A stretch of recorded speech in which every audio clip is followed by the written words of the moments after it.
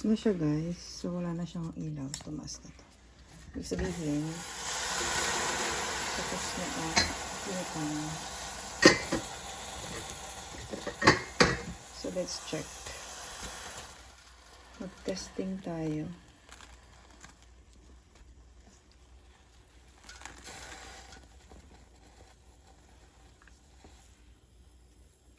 So wala na siyang, yun na siya dumidikit. So ibig sabihin, luto na siya guys.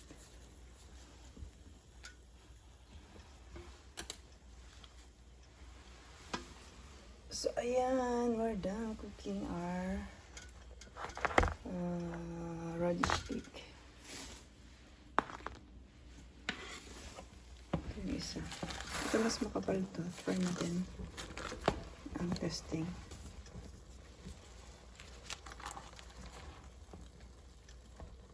Ayan, luto na siya.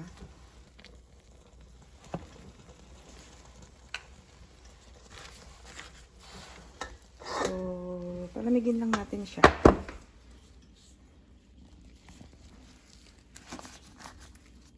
And then, ilagay natin sa ref. Then, tomorrow, ready to cook na siya. Mas masarap siya kung ma-ref kasi mag-firm lalo yung texture niya. Magiging like chewy. Ganun. So, i-ref muna natin siya. After 24 hours, ito na yung galing sa fridge, guys.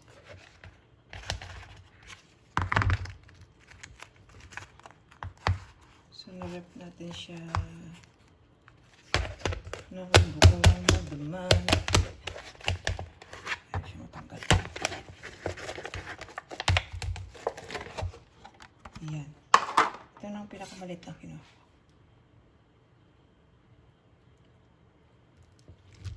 Bango siya guys. So mag-try tayo, prito natin.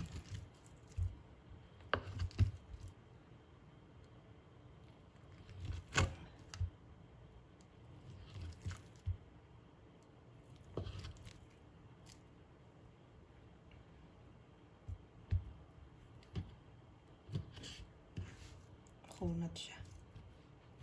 QQ, sabi nila sa sa Chinese, mga makunat, chewy, parang ganun. Chewy daw siya. Nagpa-chewy dito guys is yung cornstarch, kasi nilagyan natin siya ng cornstarch. So ayan, pwede na natin itong iprito. Pwede nyo lagyan ng itlog, pwede rin hindi. So, it's up to you guys. Magprito tayo. Let's make prito.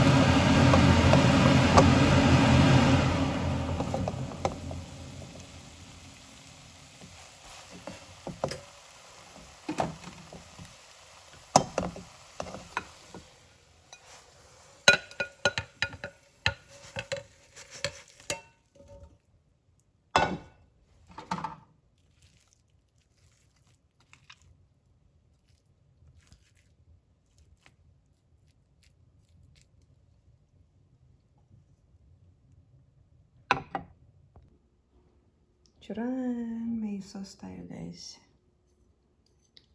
Tikiman time na.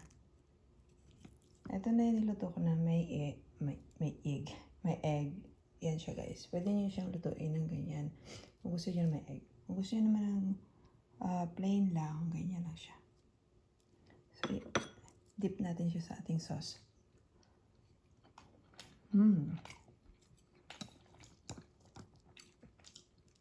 Sarap, guys.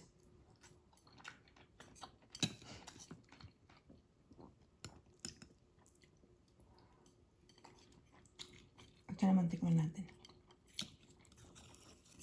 Malambot siya. Yung sauce ko is may sili. Malambot.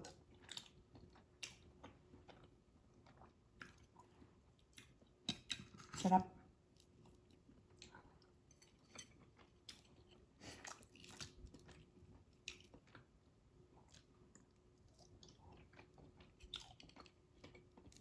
Yummy.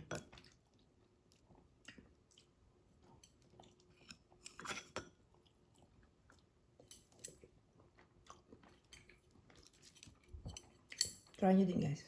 Napakadaling gawin. And yun lang. Thank you for watching. Don't forget to like and subscribe my channel, guys. Sarap. Nauubos kaya ito.